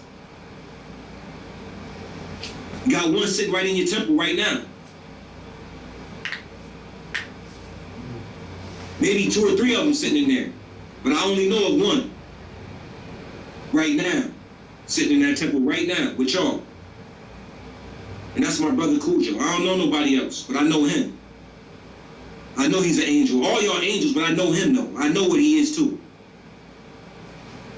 People get that brother a bad look on Facebook when he say certain things. But that's the justice in him. Because justice is an angel, and an angel is a thought of Allah manifested in human flesh. That's another part of our creed, our divine creed. You're an angel, you got a message. So it's your job to shoot messages, just like he do every day on Facebook, just like I do. His messages shake people, man. Make them mad. He cuss them out and everything. He's supposed to. Because you know what? He understands what this is. I'm not holy. Like I said, I'll slap the shit out of you. I will slap you. I'll do all types of stuff. But Allah has given me the blessings that I need, man, because I'm His soldier, man. When it's all said and done, my intent is to always tell the truth. That's my intent. That's my whole intent, is to tell you the truth. From what I understand and from how I got it and how it's been given to me, I share it the same way, man. And I earned this, man. Nobody sat down with me and shared stuff with me. I earned this, man. I went around, I earned this, man. Like, for real.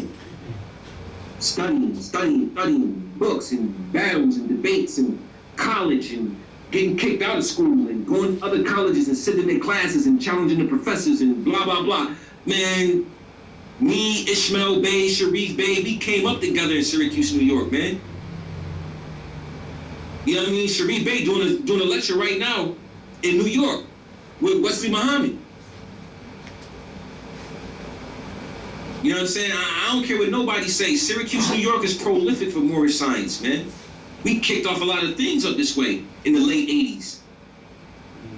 88, 89. You know, we blazed a lot of things, man.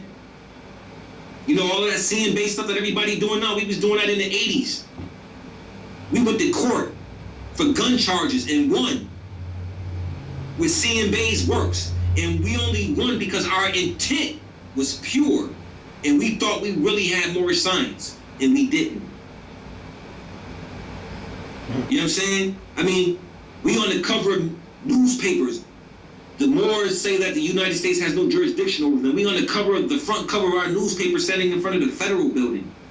Throwing Masonic signs and shit. I've got stories to tell, fam. That's why I say, like, when I see the paperwork stuff, some of it is right and exact, but a lot of it is some nonsense. And that's why I be like, yo, we did this 25 years ago, man, and it didn't work.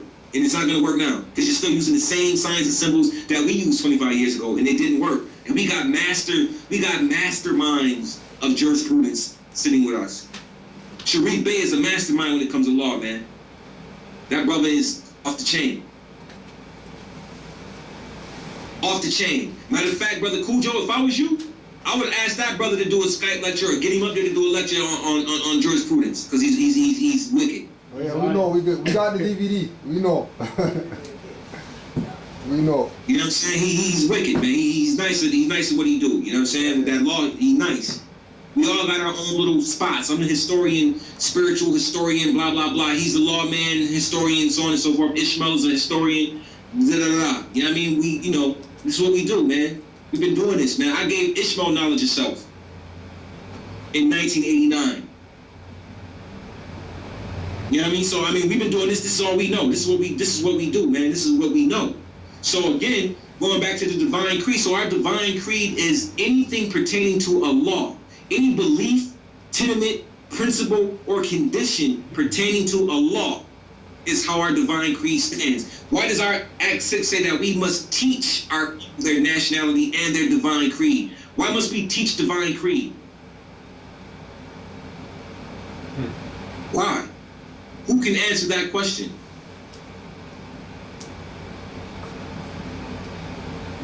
Think about it. Think about it. Why did the prophet put that in the statement, Act 6? And we are teaching our people their divine creed. To uplift our people? Not only to uplift them, but to also make them remember. To make them remember your creed. This is what you were prior to becoming a black, colored, and Negro. Because see, when you get a touch of original historic phenomenon, the mind does things, because the mind never does forget. You're talking about activating. Ah, exactly, brother. Exactly. And that's what the prophet was doing. He was activating the people. You know, Ali Muhammad tried to make a statement about Brother Edward Wilmot Blyton talking about nationality, which he did. You know what I'm saying? Which he did. He talked about nationality, but he never told you the name. He never told you your free national name, though. So I don't care what he said about it. He didn't tell you who you were. So does it matter? A lot of people were speaking about nationality before our Holy Prophet, but they didn't tell you what your nationality was. So what difference does it make? So what all Ali Muhammad did was prove the Prophet correct. You do need a nationality. And the Prophet gave you one. Marcus Garvey, with Philosophies and Opinions of Marcus Garvey, chapter page 106 or page 109. The Negro needs a nationality. The Negro needs a conquering Muhammad. This is what Garvey said. You know what I mean? Garvey didn't tell you your nationality, but he mentioned it, that you need one. But he couldn't tell you. You see what I'm saying? He couldn't tell you what your nationality was because it didn't fit prophecy. He couldn't tell you what it was. But he told you needed one. And that's the same premise that I went on when I went to Cuba in 2001. I went to Cuba as a maestro, and I did my research over there, and I spoke, and I did a lecture over there called The Negro Needs a Nationality. I did a lecture in Cuba titled that title. Matter of fact, Rael still has the tape. I gave him a copy of the tape because I was with him in 2001 when I went. I was under Rael. I was with Rael at that particular time. So when I came back, I gave him a tape of my lecture in English and Spanish. I went to Cuba looking for the prophet, and I found things linked to that, and as well as in Mexico, man. You know what I'm saying? So it's like, for me, this is my life. I believe in Moorish science because I know what it is. And it's not what they say it is. And I ain't never been in the attic chamber. I don't need to go in the attic chamber. I don't want to go in the attic chamber because it might taint me. I don't want to go in there. I don't want to go in any edit chamber because it might taint what I already have, man. I don't need an edit chamber. I was already told I was an adept. I don't need the ritual. You understand? So, I sat down with adepts and sheikhs and all of that and sheikhs in the Moorish Movement of America, and I'm building with them, and they asked me, when you went through the chamber? And I'm like, I ain't never been through a chamber. And they're like, well, where you get this information from? Studying? Do you read, man? Do you study? Cross-reference? You know what I'm saying? So, people are waiting. They are waiting to be given information. They're sitting around like abs, slaves. They're sitting around waiting for a man to feed them and say, here, you can have this. You're ready for this. Here, take that piece. Okay, don't chew it too much. You gotta chew it real good, because if you swallow it, you'll choke. And when you swallow that piece, I got another little piece for you. Here's another piece for you. Take that. They want to spoon feed you because that's control. Spoon feed you is control, because that keeps you coming back to them for information. I'm not like I drop a whole book on you. Oh, you can handle it? Here you go. Bam! Holler at me when you want to build, and I'm gone. No question, yes. I'm gone. Quick question. Yeah, just a question. Yes, sir. How, in your opinion, even though opinion is no proof of truth, but how did people get distracted from the divine creed as you're explaining it to us now? Like what caused the misconception about the divine aspect that Noble Drew Ali brought? Carnal desires. Carnal desires, man. After the prophet left, nobody was really studying. Nobody was really studying. Remember what the prophet said. I come from the generations that's unborn. I come from the fourth and fifth generations who will understand and carry out my law and know what I'm doing and know what I did, and they'll carry it out. The divine creed got messed up. It got messed up during the infiltration period. You know what I'm saying? 1929 to 1932, 33. It got messed up when the Masons came in. You know what I'm saying? The one who did, I'm going to tell you something right now. Those brothers from the reincarnated side, John Gibbons L, those brothers from that side, they know divine creed. Them brothers sharp on divine creed on that side. John Gibbons L kept divine, he kept it pure. Kirkman Bey, Masonry, a bunch of other crap. Elijah Muhammad, we know which way he went. But Gibbons L, he kept the prophet's work pretty much pure. And that's why them brothers on the reincarnated side, a lot of them brothers is sharp when it comes down to creed. They sharp. Real sharp. So you have to look at it like that, brother. What happened was that they infiltrated, man. They threw the divine creed away because everybody became materialistic because they didn't get to see the power. Remember the condition of our people in the time period we was coming out of. Remember, 1929 was starting the Great Depression. Money was scarce. So nobody was really looking at divine creed. They was looking at the leaderships was looking at the economics. So they begin to pace for the money. You know what I'm saying? And some of those sheiks and adepts that the prophet made who went the other way, some of them cats kept the teachings pure. But they never became sheiks, and they never opened up temples and so on and so forth. It's a lot of brothers. Brother Warner Bey, who just passed away, he was 90-something years old. You know what I'm saying? The brother Hamid Il.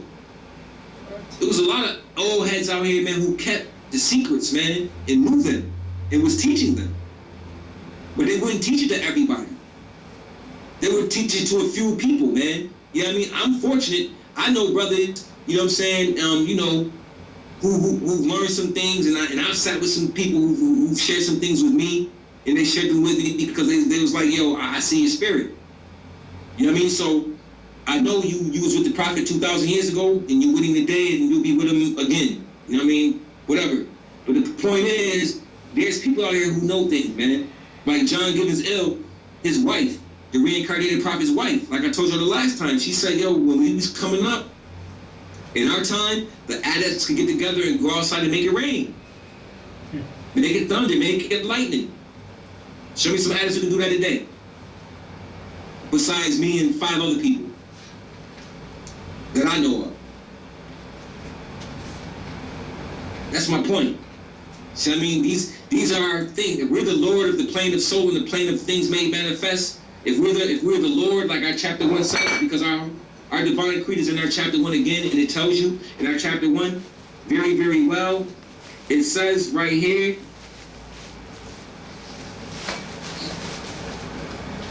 Hear now ye cherubim, ye seraphim, ye angels, and ye men. Hear now, O protoplasm and earth and plant and beast. Hear now, ye creeping things of earth, ye fish that swim, ye birds that fly. Hear now, ye winds that blow, ye thunders, and ye lightnings of the sky. Hear now, ye spirits of the fire, of water, earth, and air. Hear now, O everything that was, everything that is or was or evermore will be. For wisdom speaks from out of the highest plane of spirit life. You know that's an invocation, right? Islam. That's an invocation. You're invoking the elements. You're commanding them. You're calling them to attention. Hear ye now. The highest form of spirit life is speaking to all of y'all. In the form of ill, or in the form of bay. Because you can only do this as spirit man. You can't do this as Brother Kudjo. Or Brother Denham El. But I can do it as brother, I can do it as ill. I can do it as spirit man. These are rights. You have to be in a particular state and condition in order to invoke these. It's called purification. That's why we fast. We got 3 fasts in our Holy Quran Circle 7. I shared that with you too. Our divine creed. If you want to know about the divine creed in depthly, read Jesus. Read about Yeshua through your Holy Quran Circle 7. He's showing you your divine creed all through the whole book. Instructions and everything. He's showing it to you. He's giving it to you. You know, for instance, where's the chapter where Jesus is going up the ladder and he's carrying some tools with him? Who knows that chapter? Chapter, I think that's chapter 11. Chapter 12 or 13? Chapter 11, yeah. 11 to 13. Chapter 6. Oh, shoot. No, it's chapter 6. 6? And remember, it's Jesus and the Muslims in India. Remember when he said it, when he first saw Jesus, he was climbing up a 12-step ladder, and he had in his hands, he had a compass, an axe, and a square. Yeah. Oh, verse 11. Verse 11. Chapter Right, 6, verse 11. Chapter 6. Yes. Right? Chapter 11, right? That's a very powerful statement because he has the Chapter compass, 6, the verse square, and 11. the axe. Now let's go into chapter 5 and find out what the compass, the square, and the axe is used for, and then ask yourself, why was Jesus on the 12-step ladder carrying the compass, the square, and the axe? What was he working? What was Jesus working on? Himself. You know he was working on himself, but what was he working on in himself at that particular time? The lower self? Think about the tool, of course, but think about the tools. Remember, chapter 5 gives you specifics. It breaks down each tool specifically and its use. Chapter 6 is telling you that Jesus is on a 12-step ladder. Well, And he's going up this 12-step ladder, and he's holding in his hands a compass, a square, and an axe. What is the esoteric meaning behind that? What is it telling you? he's What using, is being demonstrated in that esoteric understanding? I thought he was using the square to straighten out the lines of falsehood. He was using Okay. the compass to encircle the things that he cared about. And then he was using the axe to cut away all the stuff that wasn't needed. Right. He's working his own self. So when this man, when they saw Yeshua, when they saw him, when they saw Jesus, he saw Jesus in a state of study, in a state of development, in a state of self-realization, And to me, in a state of man, know thyself. And to me, the 12 The only way steps you can know thyself is if you go to work on yourself. are the 12 steps the year. Yes, could be. Good thinking, brother. Because remember, he started at the age of 12. And then he was missing after the age of 12, he was gone for 18 years. And he pops back up at the age of 30. Then he dies at the age of 33, supposedly. But if you go into the, remember, the 12-step ladder also is talked about in our book, in our Holy Quran Circle 7. It's called the Maxims of Truth. Who knows about the Maxims of Truth?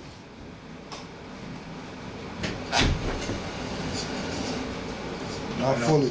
I don't. The Maxims of Truth. The Maxims of Truth is in the chapter where it is telling you to teach your son prudence, teach him benevolence, teach him temperance. Oh, right. Oh, teach him something and he'll get religion. Teach him prudence. Right. Teach him temperance and he will never.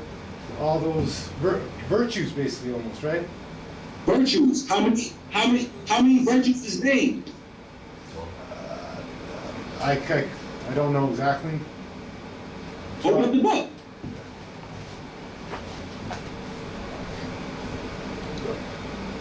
And go to the chapter. Hold on. And there'll be 12.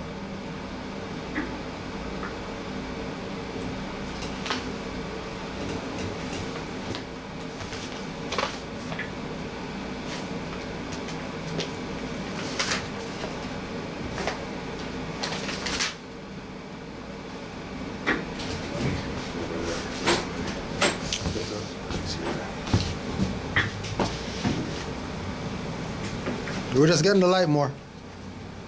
Huh?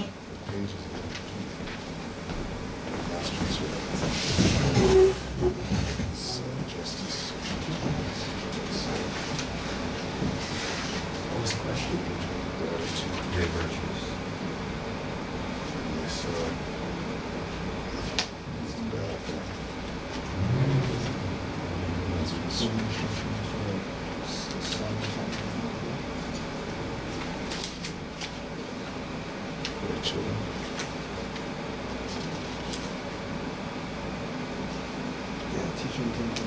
Okay, so it says, hold on. So I think it's, yeah, you can turn it on. I think it's chapter 23, which is a wicked son is a reproach to his father, but he that doth right is an honor to his gray hairs.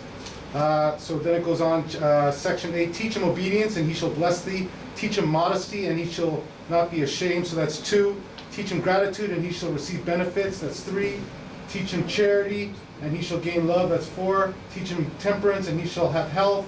That's 5. Teach him prudence and fortune shall attend him. That's 6. Teach him justice and he shall be honored by the world. Teach him sincerity and his own heart shall not reproach him. Teach him diligence and his wealth shall increase. Teach him benevolence and his mind shall be exalted. Teach him science and his life shall be useful. Teach him religion and his death shall be happy. 12. Shit. There you go. 12 that ladder. Right. Y'all with me? Just didn't know them off by I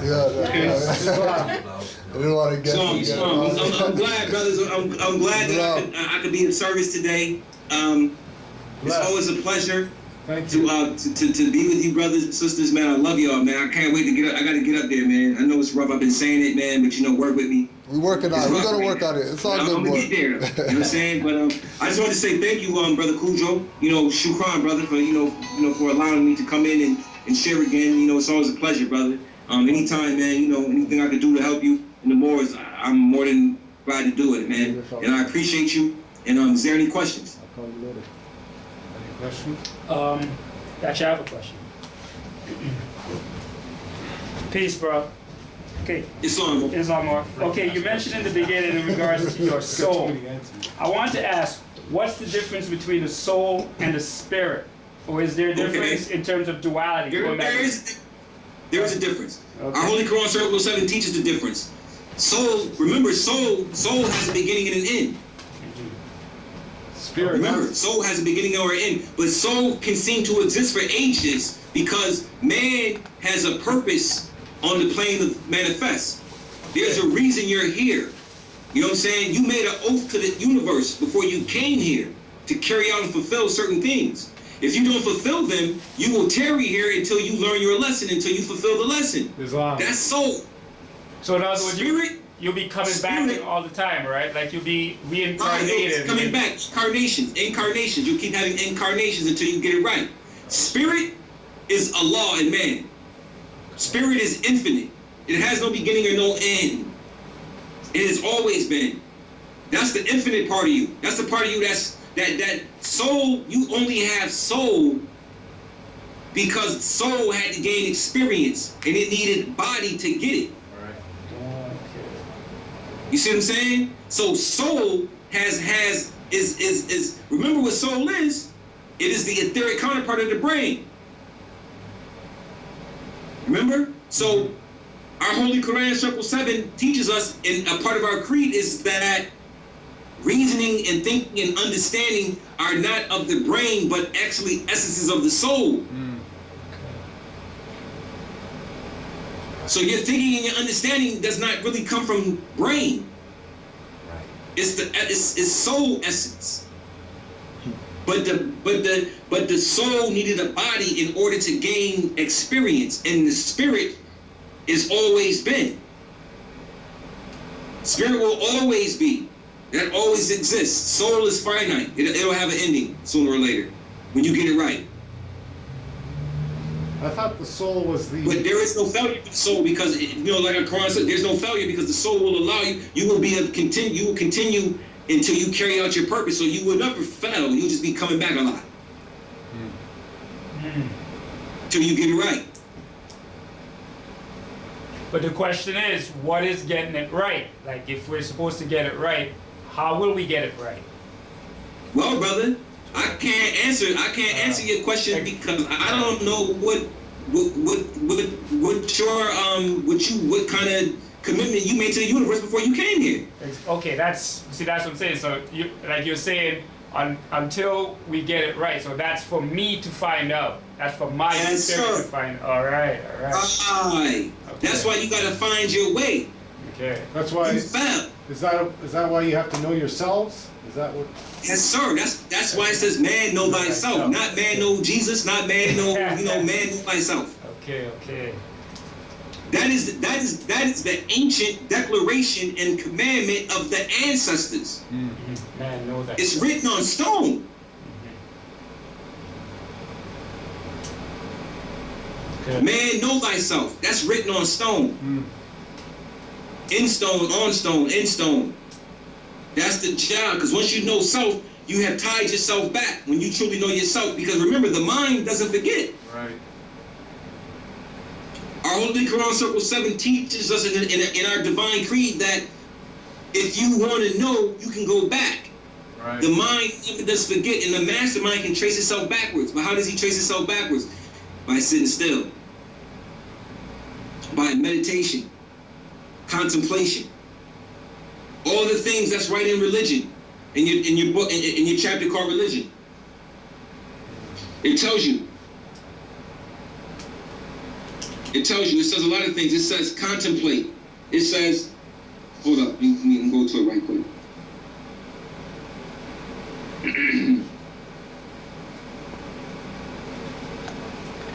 It says, one of the main things says,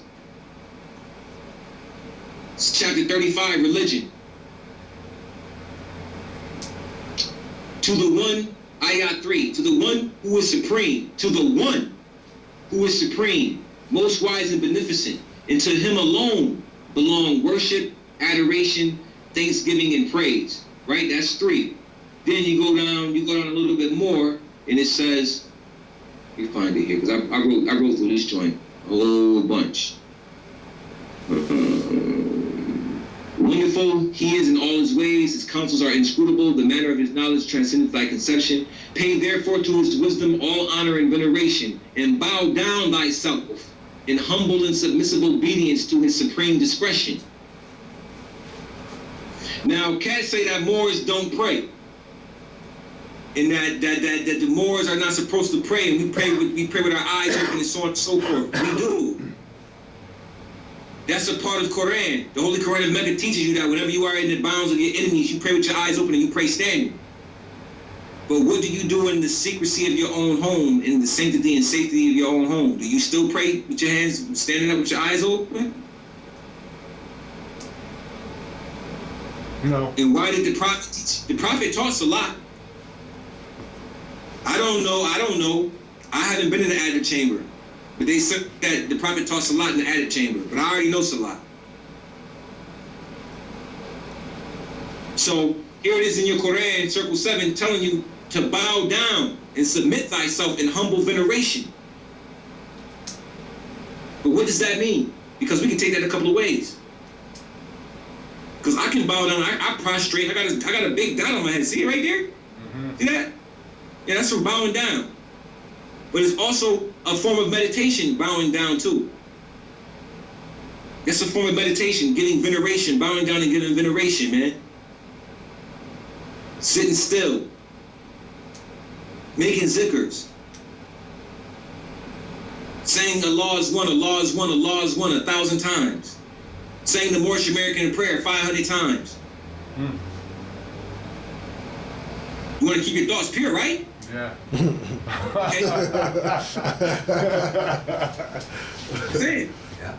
For every negative thought, for every one negative thought, it takes 15 positive thoughts to counter one negative thought. Wow. It takes 15 to counter one negative thought. That's crazy, right? How negativity has that much strength, and it'll take you 15 times positive energy to remove that one negative thought. Wow.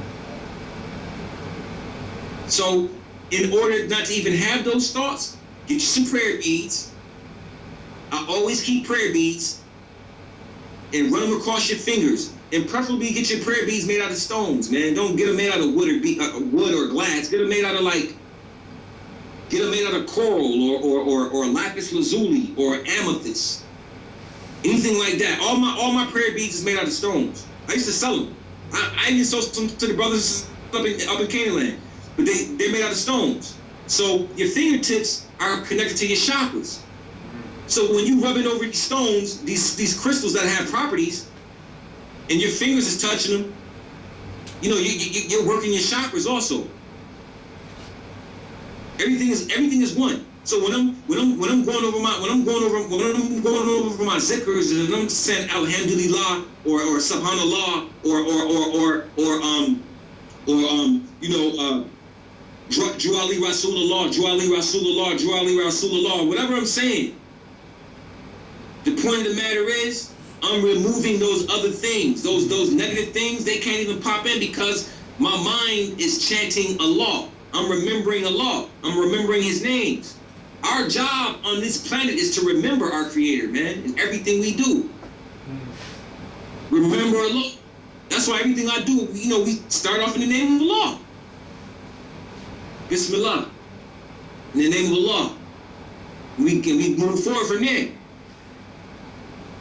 You know? So, you know, again, kind of basically, that's it. In a nutshell, our creed is much more deeper than what I just shared. It's so much more, man.